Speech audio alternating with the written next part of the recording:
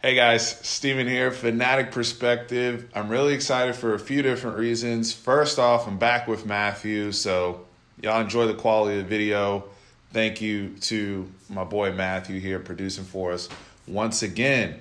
Number two, I'm excited to talk about the Dallas Cowboys today. It's been a while, been doing lots of Texas content, and Texas content will continue to roll in, but my love of the Dallas Cowboys will continue on this channel. And as we get closer to the season starting, some big news just dropped. Well, actually last week, but we'll talk about it now. The Dallas Cowboys will be featured on the HBO series Hard Knocks for the third time. So they were featured in 2002, they were featured in 2008, and now here in the 2021 season. So we're going to jump into all of that. Please make sure you hit the subscribe button. We are like 100 people away from 10,000 subscribers. Huge milestone on this channel, means a lot to me. So if you support us, if you enjoy what you're hearing, what you're listening to, please hit that subscribe button. Also, follow us on Twitter. We're about less than 100 people away from 2,000 followers. So that'd be pretty cool to knock out some milestones. Please follow on Twitter. I'll have the links below in the description. For those of you who do follow me on Twitter, because this will lead into the video, when Hard Knocks was announced, I believe it was July 4th weekend, but when it was announced, I had tweeted out just right off break the news. These are the things I'm excited about, and I think I tweeted 5 things. So, idea for me is, hey, let's make a video about it because that's what we do here at Fanatic Perspective. So I'm gonna go 5 to number 5 up to number 1. That's how I like to do my countdowns, and just break down, what I'm looking forward to seeing from this team. Before I even get to those 5, was I excited that the Cowboys were announced as the Hard Knocks team? Selfishly, being able to, kind of look behind the curtain, see how the sausage is made, which can be a good or bad thing. As a Cowboys fan, yes, I was excited to see that. As a fan of wanting to see the best for my team and knowing how distractions have harmed us in the past, I was not thrilled about this news. I also have PTSD from how horrible the 2002 Dave Campos season was, the 2008 season when we were coming off 13-3 with Wade Phillips, and where that ended up with T.O., Marion Barber, everybody on that crew. So we know how those things ended up in the past, and that leads us to 2021. I would be remiss if I did not mention we were also featured on All or Nothing, the Amazon Prime series in 2017. So some of the guys like Dak Prescott, Ezekiel Elliott were a part of that Dallas Cowboys team that was featured on Amazon Prime when they profiled our entire season, our entire regular season. So, for those of you who watch All or Nothing, they featured the Arizona Cardinals and other teams on there before. That was also, we've had cameras. And when you're playing for the Dallas Cowboys, when you play for Jerry Jones, you sign up for distractions. That's a part of it. You also look at the fact that we haven't been good recently. We've missed the playoffs the last 2 years. That is also a result of why you end up in shows like this, the way the NFL's worked it out.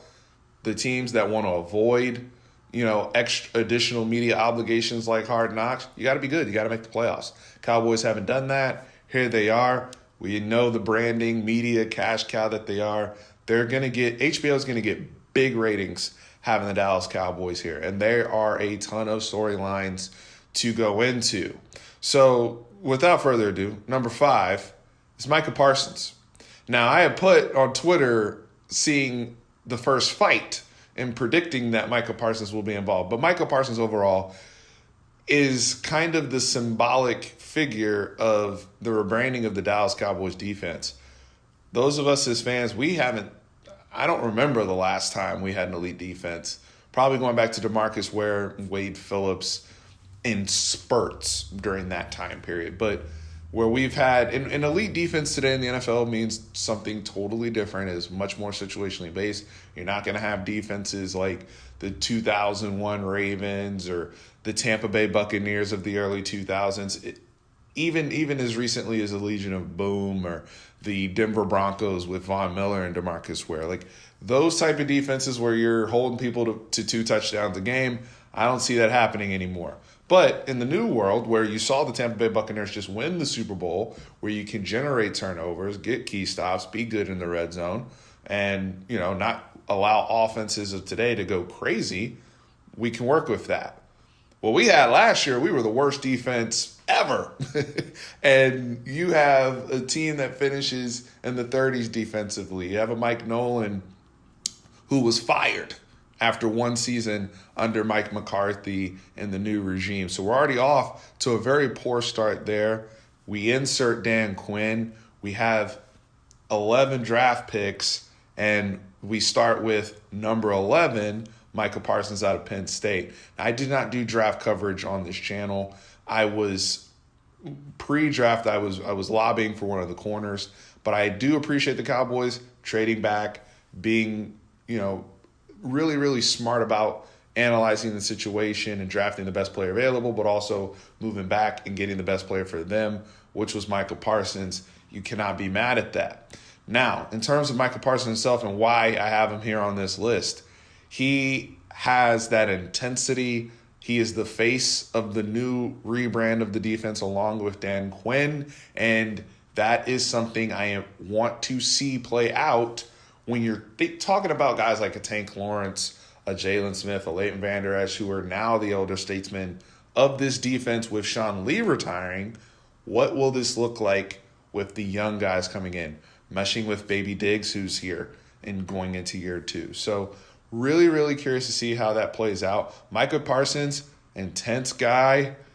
I think he's going to end up in some really fun situations on the show, maybe some scraps, but this team needs it. This team needs an edge.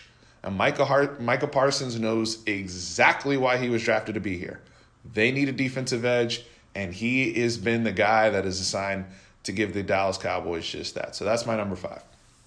Number 4, for those of us who are fans of Hard Knocks over the years, regardless of team, we always know they like to identify a random coach, sometimes player, sometimes both, that we profile and follow throughout the series of the show. We fall in love with them as the viewer.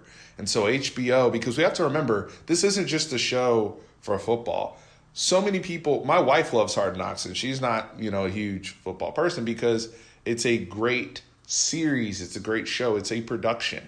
So a part of that come stories.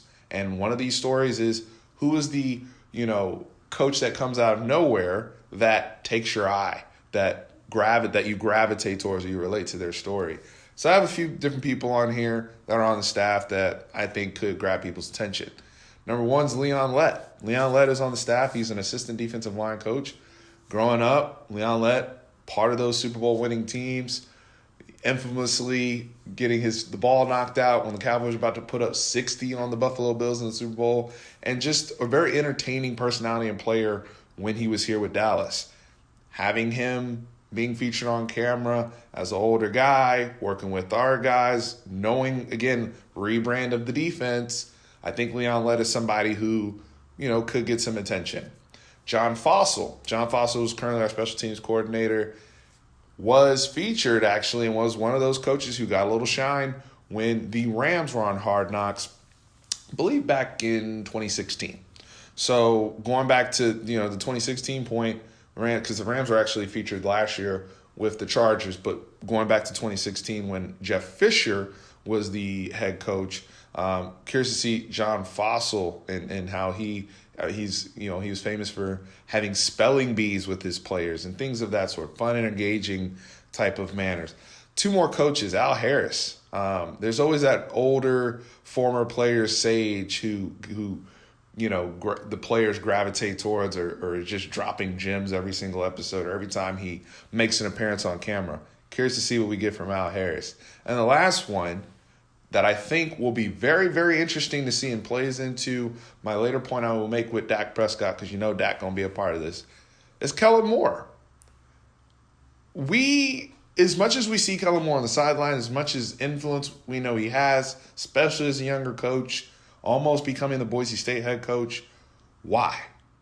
Why Kellen Moore? What is it about him? The relationship with Dak Prescott, the relationship with Mike McCarthy. I'm really, really curious of all the coaches, I want to see what Keller Moore looks like, good or bad. I remember seeing Keller Moore on the quarterback, the pre-draft quarterback thing that John Gruden used to do, and Kelvin Moore was featured on there, and I remember liking his personality, and that was a long time ago. So seeing him again, HBO series, being coached day in, day out, will he be likable, or will he be one of these coaches who comes off annoying, XYZ? We don't know. We will see. Number 3, stars. And who are the newer stars that emerge? I'm looking at CeeDee Lamb. Amari Cooper's established. Ezekiel Elliott is a given. And you can even add another bullet point about, is this going to be, this is kind of the, fork in the road for Ezekiel Elliott in terms of his career. If he's going to bounce back and become the back we know he can be, or if he's going to continue down the downward trajectory he has and Tony Pollard takes over. We will see. But in terms of the stars that are growing, CeeDee Lamb is the guy who I'm looking at where I'm like, Amari Cooper's established. Michael Gallup's on a contract year. That could also be a storyline itself. But the guy that we drafted last year that's rocking the 88, that has those wow moments. He's the X factor. He's the wow guy. And he's the guy that could potentially develop into a number 1 or number 2 on this team. And that's high praise considering what the Cowboys have with Cooper and Gallup. So I'm really, really excited to see CeeDee Lamb featured. He was, whether it's OTAs, whether it's camp last year, nobody gets more videos on social media for highlight reel plays that they've made in practice or behind the scenes in CeeDee Lamb. And we saw that carry into the season, especially when Dak Prescott was healthy. So super excited to see the development of CeeDee Lamb and his personality. Number 2, we drafted a rapper in the second round. And the quirkiness of Hard Knocks and the things that we get to see from there. Kelvin Joseph, better known as Boss Man Fat. I will say this right now. It will be a big miss by HBO if they do not feature some of his music on the show. This is a prime opportunity for Boss Man Fat to become a fan favorite across the NFL right away, considering he is the bad boy persona that Jerry Jones used to love in the 90s. That's what they drafted. Now, the brother had top 20 talent to get drafted as a corner, and this was a nice corner draft. J.C. Horn, Patrick Surtain II, a.k.a. PS2. Like, you had all these guys moving around, even the brother from Virginia Tech. But Kelvin Joseph got kicked out of 2 programs in the SEC for a reason. He's got 6 albums, and as they said on the pre-draft coverage, he has more albums than he does career interceptions. But that does not mean the talent isn't there. Back in 2008, we had a guy in Pac-Man Jones on the roster who ended up having a very good NFL career after he left us with the Cincinnati Bengals. But I'm really curious to see Boss Man Fat in all his glory. I want music videos. I want him mic'd up during practice. I want as much Boss Man Fat content as possible. It's very rare you come across rookies that come into the league with the type of situation that he's coming into. So that would be my number 2 thing that I'm excited to see. Not level of importance, but excited to see. But the number 1 thing is the quarterback. It's Dak Prescott. What does Dak Prescott look like post-recovery from the horrific ankle injury he suffered against the New York Giants last season? What does Dak Prescott look like after signing a massive contract and getting that security and finally, all of us rooting for Dak to get his money, finally getting that across the table? What does Dak Prescott look like now being a Jordan brand athlete? For those who don't know, he's left Adidas. He's now gone and signed with Jordan. We've already seen the first pictures of Dak Prescott rocking Jordans. And what does Dak Prescott look like as now the defined, unquestioned leader of the Dallas Cowboys? Because that's the biggest question out of all of this is, can he take this team where it needs to go and what they have the potential and capability to do if they're able to get these defensive woes in line, and he's able, let's assuming the health is there, we know he can put up the stats.